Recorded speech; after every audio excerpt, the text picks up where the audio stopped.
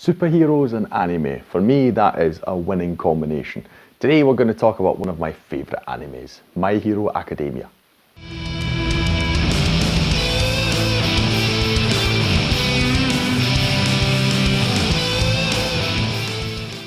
Hi, my name's Stu and welcome to another review video on Flying Wiener. I don't talk about anime that often. I am a fan, it's just that I don't get around to watching it that often because I do like to watch it with subtitles, you know, to hear the original voice actors, etc.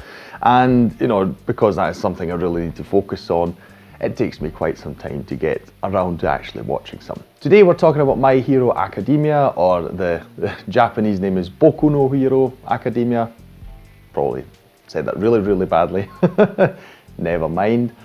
Now, if you're not familiar with it at all, or you're not an anime fan, fair play, you know, to each their own. I really enjoy anime, and because mainly it is what many people get wrong about it. It's not a genre, you know, it's not one specific thing. The wonderful thing is it's a technique, you know, it's what you're doing, the medium you're using to tell your stories, and that's the wonderful thing about it.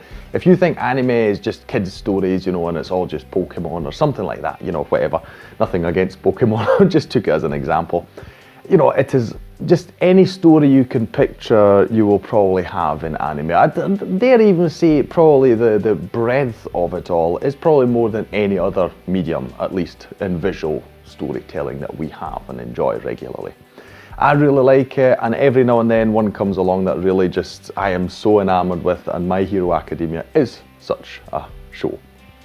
I watched the first series way back years and years ago when it appeared on Netflix. Really liked it, couldn't wait for more. Unfortunately, Netflix really did not, at least not in Austria, you know, they couldn't get their act together.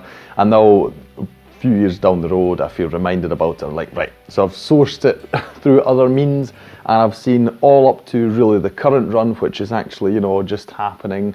So that's the sixth series. So I've seen quite a lot of it, and I must say I really love this show. So to give you an idea of what it is about, obviously as the name implies, you know, it's got to do with heroes, but I mean, what is it in detail? And this is what I really like about the show. We are in a superhuman society, so they keep repeating this line over all the episodes, or most of them anyway, that 80% of the population has what they call a quirk. And I really like that name that is being ascribed to these abilities that they've got. So it's not all superhuman powers, etc., because some of them are really just very quirky and not, you know, not apparently useful and all these kind of things. So the basic thing that happens is, like I say, it's not all of the population, but 80%, so the vast majority. And of these 80% of people, they all have one trait, one quirk that develops that, you know, gives them particular abilities. Now, you will have standard things like one can fly, one will be very strong, all these kind of things. But just to give you some examples, we've got a person, for instance, who can talk to animals. You've got another person who's got wings sprouting from his back that he can shoot off, and they can carry people away from danger, for instance. You know, you've got another person who can just create ice from their hands. You've got another person who can throw sticky balls that he just generates from his head. All sorts of things. You know, you've got really no end. It's just literally limitless, you know, all the things that you could have in this world, and that's what makes it so exciting, in my opinion, because not only do you have a big width of stuff that happens, you know, just a huge variety, but it's also the ways they're used that are very creative, and, you know, something that seems rather bland or simple, if you use it the right way, can also turn into something interesting. And so in this superhuman society, not everyone is actually, as the name might imply to you, not everyone is a superhero or something like that. You know, you do get people who obviously see the benefit of these abilities and use them to commit crime, you know, to enrich themselves or whatever. And then you have other people who really strive to defend society against these people and become heroes. So this is where the name comes from. In this society, heroes are actually funded and paid by the government to do all their superheroing. So it's not just about fighting villains, but it's about saving people, helping the population, and all these things. And there are actual schools and academies where young people go to train and to become heroes. Now, our story is focused on a young boy called Midoriya Izuku. He is actually born quirkless. which obviously makes him stand out from the crowd. So ever since he was a kid, he has been watching the biggest hero of all time. His name is All Might. That's the guy who's on that metal poster up there.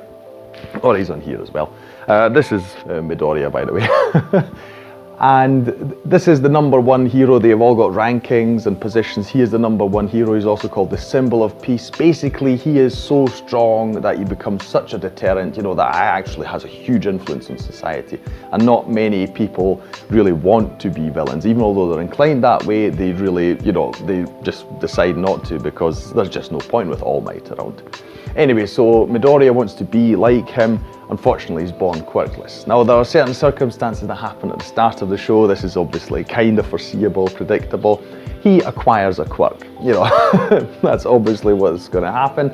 And he enlists in this academy where he, you know, learns to become a hero. He is already at a disadvantage because most kids, it's explained, develop these quirks when they're about 4. And so they have a long time, you know, till they're teenagers, to develop these quirks, and he's already, you know, lagging behind because he just acquires it, you know, as a teenager and tries to figure out stuff. His quirk, by the way, if you're interested, is just, he's really, really strong. So strong, in fact, that he cannot control it with his body because when he does smash something, he literally smashes his bones as well. So you're still able to, you know, reduce the amount of power that he's exerting and all these kind of things. But, you know, that is the basic overall plot, and then you have typical superhero things. You have villains, you know, and these kind of plots. But that's not actually what I love about this show. What I love about this show, I mean, while the villains are good and interesting, and you have interesting characters on both sides of this coin, I'll call it, what I really like is just the overall examination of what it is to be a hero. I'll be honest, you know, to me, Superman was always my top, you know, superhero. The ideals that he has, the morals and all these kind of things. You know, he's not called the stereotypical or standard, you know, in the sense of this is what everyone should strive towards. Superhero, because that is just who he is. And I'll be honest, this show is giving my love of Superman a bit of a hard time because for the first time there's actually someone else who I say, you know, this is pretty much on the level of Superman for me. So it is first and foremost All Might, but just generally speaking, the vibe that you get from the show, because they examine so many thoughts about what it is to be a hero. I mean, and you have an actual, even within a society where everyone has got something that makes them special, you know, you still stand out, and it's obviously even more difficult because there's just a lot more abilities out there that you have to combat. And it's not just that, but then you have the group of students at this high school, and there's so many likable characters in this. Their interactions with each other, you know, you've got like this childhood, well, I'll call him friend that Midoriya has. His name is Bakugo, and the two have hated each other since childhood, you know, and but it's more one-sided, I will say. Bakugo always uses every opportunity to belittle him. First and foremost because he was quirkless, but even after he gets the quirk, you know, there's still a lot of rivalry going on there. And the guy is just generally very unfriendly, but they still manage to make him very entertaining. You know, you just want to see him mouth off at someone. It's really silly. You get horny boys who use every opportunity or try to twist every opportunity because they think they're going to get a girl to say hello to them or going to see a girl naked and all that. And it's just funny watching these guys, you know, trying to get into that every time and keep failing over and over again because everyone knows what they're about, you know. Still, you get so many different people, just the whole camaraderie you have developed, even among rivals within this group, because they all want to be heroes, you know, but there's this ranking, so they're all actually kind of also in battle with each other. And then obviously with the teachers, you have various cool guys there as well, and girls. The villains themselves are also quite interesting, so you have very different motivations about what they're about. You know, some are obviously very black and white, others are very meddling in shades of grey, and that's great. I really like the idea, you know, it's the reason why I like Batman v Superman, because it's like, it's not clear cut, you know.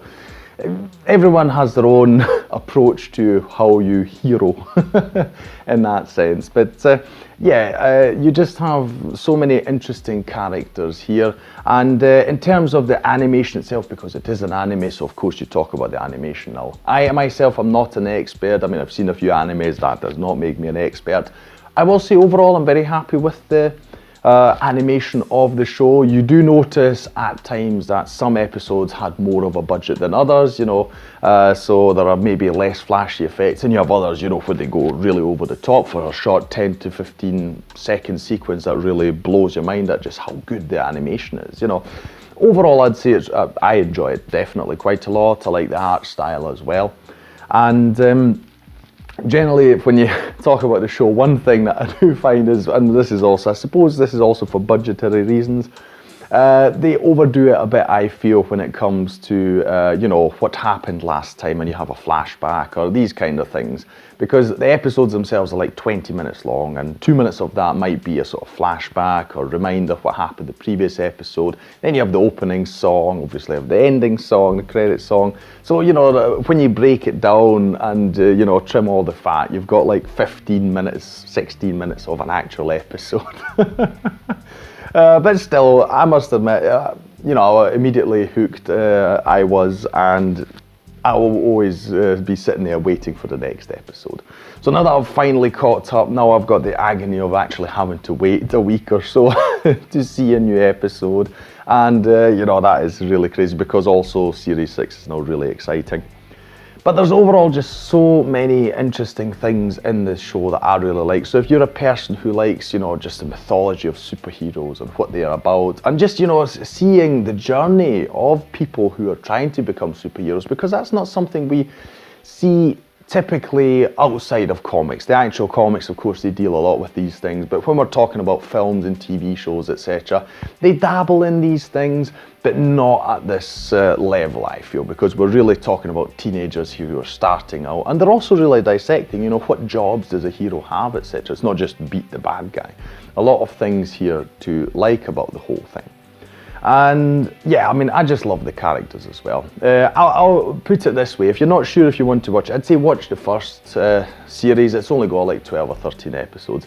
But, you know, I think it's the penultimate episode. And there's a fight in there. I won't spoil it, don't worry, I won't do that. There's a fight in there, and what this show does really, really well, it's got these moments where you would, typical anime style, you've got a fight that goes on for a few minutes, or even episodes, you know, between your hero and the villain, and, you know, it builds up to a climax, etc. But it's these climaxes that this show does so well, where I literally got goosebumps.